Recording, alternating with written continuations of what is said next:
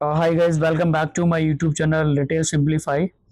As in yesterday topic, we covered about the man-made fiber resonated, and in today's topic, I will cover here about man-made synthetic fiber.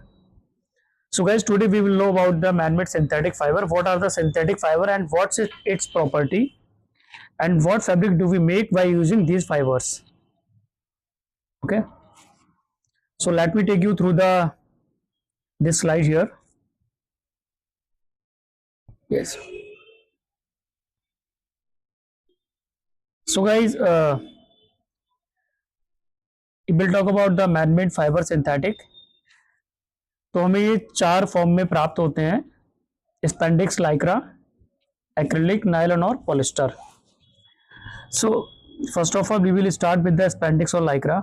तो before starting this topic here I would like to clear here one thing.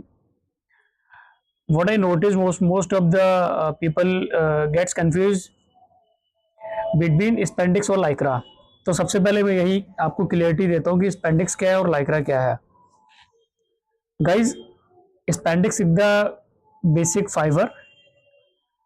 जो fibre है उसे हम spandex बोलते हैं. Lycra is the brand name that produce the premium quality of spandex. तो आज से हमारा ये कंफ्यूजन खत्म होने वाला है कि स्पेंडिक्स क्या है और लाइक्रा क्या है. तो बेसिकली जो ब्रांड होता है वो स्पेंडिक्स का होता है. Lycra is the brand name. Okay, अब इसकी प्रॉपर्टीज क्या क्या होती है वो हम जान लेते हैं. It has very good elasticity, durability, easily blend with the natural fibres, light weight and comfortable. इसमें इलास्टिसिटी बहुत अच्छी होती है और बेसिकली इसका काम ही होता है इलास्टिसिटी प्रोवाइड करना. ड्यूरेबिलिटी बहुत अच्छी होती है. इजिली ब्लेंडेड कर सकते हैं हम किसी भी नेचुरल फाइबर के साथ में और रिजनरेटेड फाइबर के साथ में. फॉर एन एग्जाम्पल मैं आपको बताता हूँ, जैसे हमारी जीन्स होती है, डेनिम होती है, तो डेनिम का फैब्रिक थोड़ा सा थिकनेस ज्यादा होती है. तो make the fabric a bit stretchable और more stretchable we will have to add their spandex by the 1%, 2% और मोर देन दैट. तो बेसिकली इसका जो काम होता है फैब्रिक को स्ट्रेच प्रोवाइड करना होता है. जैसे हम डेनिम में यूज करते हैं, कुछ कॉटन की शर्ट्स में भी हम लोग यूज करते हैं. जना बॉडी फिट शर्ट चाहिए होती है एक्टिव वेयर में, तो वहां भी यूज कर लेते हैं. तो ये हमारा कॉटन की स्पेंडिक्स की प्रॉपर्टीज हो गई. अब मैं बात करता हूँ एक्रेलिक की. एक्रेलिक क्या होता है? Acrylic basically chemically compose from the acrylonitrile. जब हम एक्रिलोनाइट्राइल को केमिकली कंपोज करते हैं तो ये प्रोड्यूस होता है. और क्या इसकी प्रॉपर्टीज होती है? It's a very soft and lightweight, warm and insulating, resembles wool, does not shrink और loss shape, easy to care. Nature में बहुत सॉफ्ट होता है, लाइट वेट होता है, वार्मथनेस बहुत अच्छी होती है इसकी, एंड इंसुलेटिंग होता है. हमारी बॉडी को हीट को जो होता है बाहर नहीं आने देता, वहीं पर होल्ड रखता है.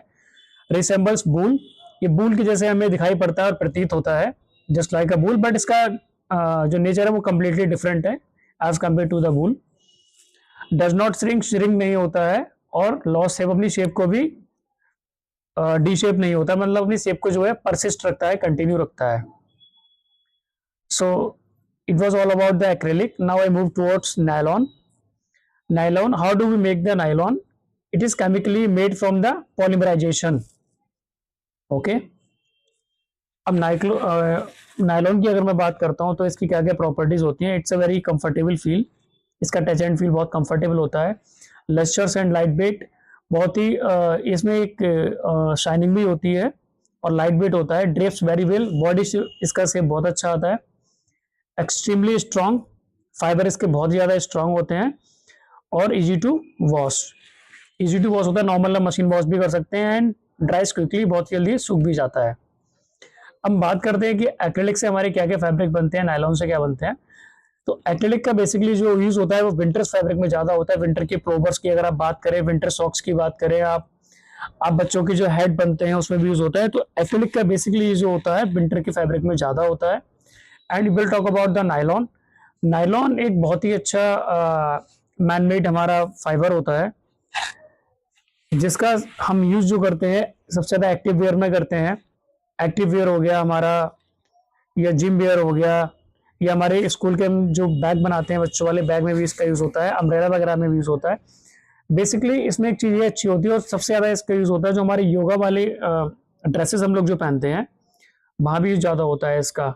ऑल्दो सेम ड्रेसेस हम पॉलिस्टर में हमें मिलती है, बट नायलॉन में क्या डिफरेंस होता है, नायलॉन फैब्रिक को एक्स्ट्रा स्ट्रेचेबिलिटी प्रोवाइड करता है, इसमें एक्स्ट्रा स्ट्रेचेबिलिटी ऑटो एडेड होती है, तो इसलिए nylon is better than polyester.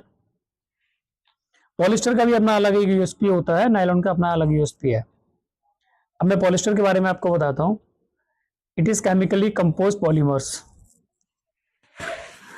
Chemically compose कर पॉलीमर्स के साथ कंपोज करके रेडी करते हैं हम।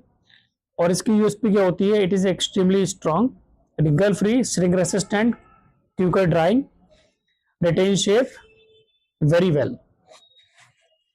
इसमें हमारा शेप भी मेंटेन रहता है, इसके फाइबर्स बहुत ही एक्सट्रीमली स्ट्रॉन्ग होते हैं, रिंकल फ्री होता है। और पॉलिस्टर का सबसे ज्यादा यूज कहां पर होता है, जैसा कि मैंने आपको बताया कि नायलॉन में हमारे एक्टिव वेयर हम लोग यूज करते हैं, तो nylon is bit expensive as compare to the polyester. तो पॉलिस्टर में बहुत ही अच्छी फॉर्म में आपको एक्टिव वेयर और स्पोर्ट वेयर आपको मिलते हैं। और इसमें एक सबसे अच्छी टेक्नोलॉजी जो होती है वो मॉइस्चर विकिंग, इसमें बहुत अच्छा प्रॉपर्टी होती है। जब भी हम पॉलिस्टर फैब्रिक पहन के कोई भी एक्टिविटी करते हैं या जिम जा रहे हैं या हम स्पोर्ट की एक्टिविटी करते हैं, तो हमारी बॉडी का जो स्वेट आता है, स्वेट को इनर लेयर से आउटर लेयर तक कन्वर्ट करने में बहुत अच्छा है, इसके अंदर प्रॉपर्टी होती है। और जब स्वेट आउटर लेयर पे पहुंचता है तो वो ऑटो रिमूव हो जाता है, डिसॉल्व हो जाता है एयर के अंदर। तो ये मॉइस्चर विकिंग जो प्रॉपर्टी है ये पॉलिस्टर के अंदर बहुत ही अच्छी एडेड होती है, क्योंकि ड्राई होता है। अगेन इसके फाइबर जो होते हैं बहुत ही अधिक ड्यूरेबल होते हैं as compare to all the fibres. तो guys it was all about the man-made fiber, synthetic. So what we learned in these 3 days, we learned about the natural fibers, man-made fiber regenerated, man-made fiber synthetic. Under tomorrow's session I'll show you the comparison among of these 3. So there you will get the one pager slide there, there will see the comparison. So guys, stay continue here all my videos and keep watching. Thank you.